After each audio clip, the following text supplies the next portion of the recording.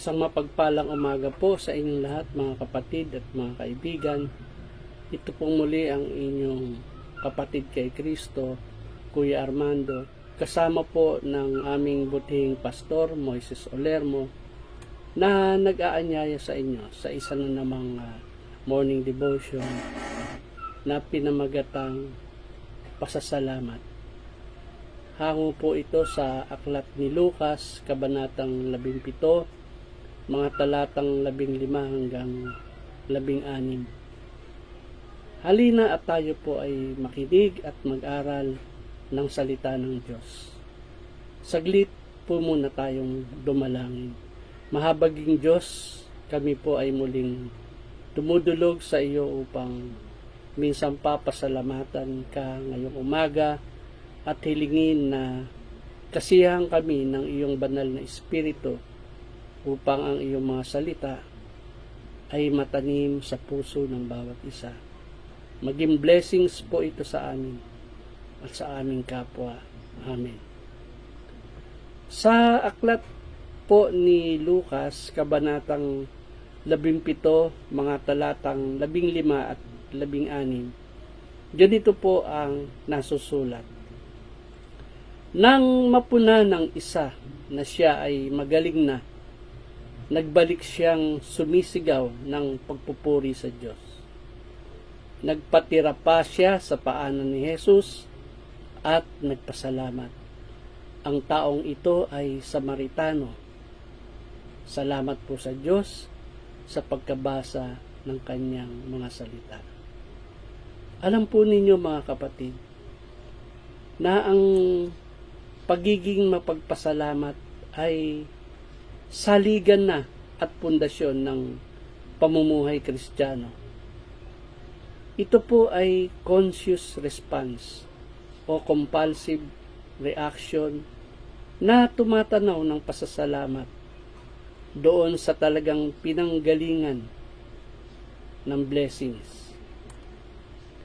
Bilang mananampalataya po, tayo ay pinatawad na sa ating mga pagkakasala, pinagkalooban ng kaligtasan at itinuring na kanyang mga anak.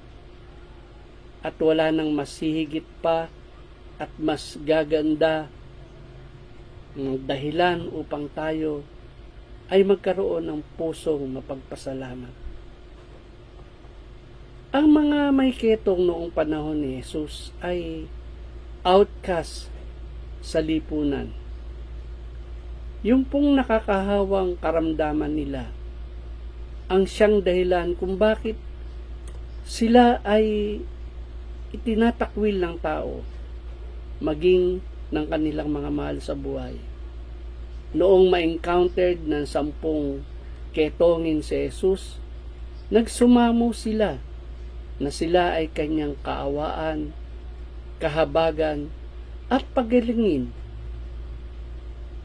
Inutusan sila ni Jesus na pumunta sa saserdote at sa pagsunod nila nakasumpong po sila ng kagalingan.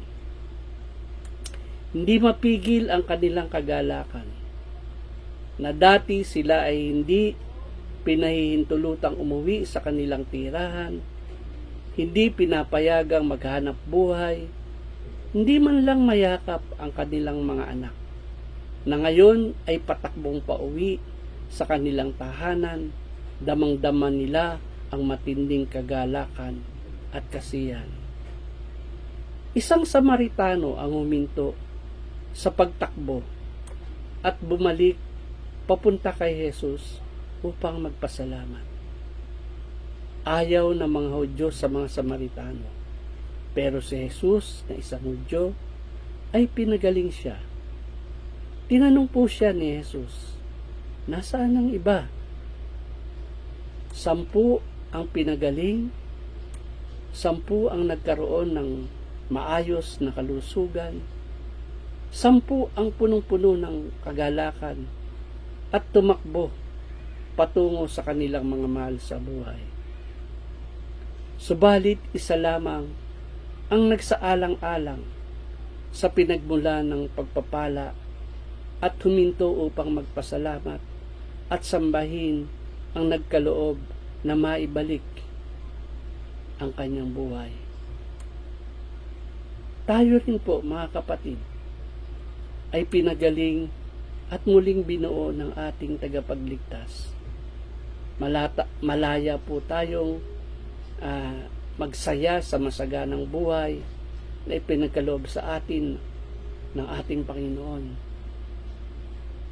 Tayo po ba, mga kapatid, tulad ng siyam na pinagaling ay agad na dala ng kagalakan sa mga pagpapalang natamo nang hindi man lamang huminto upang pasalamatan ang ating manunubos?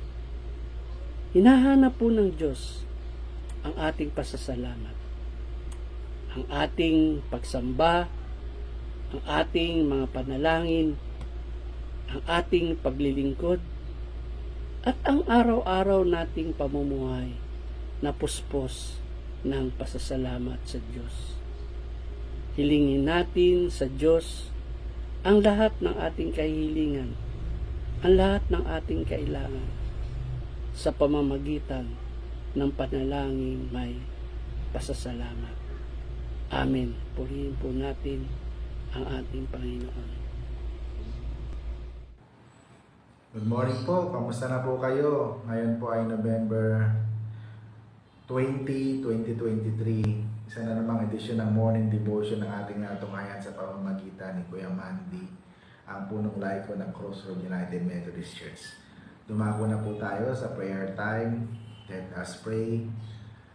Aming Diyos na makapangyarihan sa lahat, pinupuri ka namin at pinasasalamatan sa umagang ito ng Lunes. Isa na namang edisyon ng morning devotion ng aming natunghayan sa pamamagitan ng aming punong laiko ng Crossroad United Methodist Church na si Engineer Kuya Mandy Calaguas. Salamat po sa kanyang ibinahagi sa bawat isa sa amin. Salamat po sa kanyang buhay. Nawa ang mga salitang ito ay magbigay sa amin ng inspirasyon, ng kalakasan, ng katatagan upang makapagpatuloy kami sa aming journey sa magulong sanglibutan ito. Patnubayan niyo po kami sa kabuuan ng araw na ito. Ano man po ang aming gagawin, nawa, samahan niyo kami.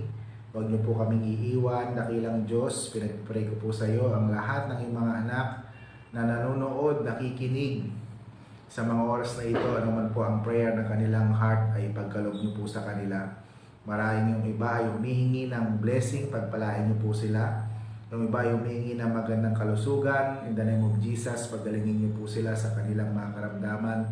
Yung iba ay humihingi ng pagpapalang espiritual, pagpalain niyo po sila. Pinagpipray ko rin po sa iyo ang aming minamahal na bansa. Nawa patuloy po kami makapamuhay ng maayos, ng ligtas at nasa mabuting kalagayan. Pinagpipray ko rin sa iyo yung mga nasa lanta ng lindol, intensity 6.8 sa Mindanao. We pray na maging maayos na po ang lahat sa kanilang lugar. Pinagpipray ko rin sa iyo ang kasalukuyang nangyayaring kaguluhan sa Israel at sa Hamas. Nawa po matapos na po ito at magkaroon ng kapayapaan. Maraming pong salamat. Wala po kami magagawa, subalit kung kasama ka namin, pagtatagumpayan namin ang lahat ng mga bagay. Muli ito po ang aming panalangin sa pangalan ni Jesus na aming Panginoon. Amen. Ayan. Natapos na naman tayo sa isa na namang edisyon ng morning devotion ngayong araw ng Lunes. At we pray na patuloy ninyong maranasan yung presensya, yung katapatan, yung kadakilaan ng Panginoon sa inyong mga buhay. At lagi po nating tatandaan na bagamat tayo ay dumadaan sa mga mabibigat na challenges, sa mga pagsubok, kalamdaman, kasama natin ang Panginoon at siya yung tutulong upang mapagtagumpayan natin ang lahat ng ito. Salamat din po pala kay Kuya Mandy na nag-render ng kanyang morning devotion para sa umagang ito, ang punong laiko ng Crossroad United Methodist Church. At ganoon din po sa lahat ng mga patuloy na nakikinig, sumusuporta, nagsishare ng tatag ng ating morning devotion. Salamat po sa inyo. So mula po dito sa Crossroad United Methodist Church, lagi nating tatandaan ang Diyos ay mabuti noon, ngayon at magpasawalang hanggan. Ito po ang lingkod, Pastor Moses. Hanggang sa muli, paalam!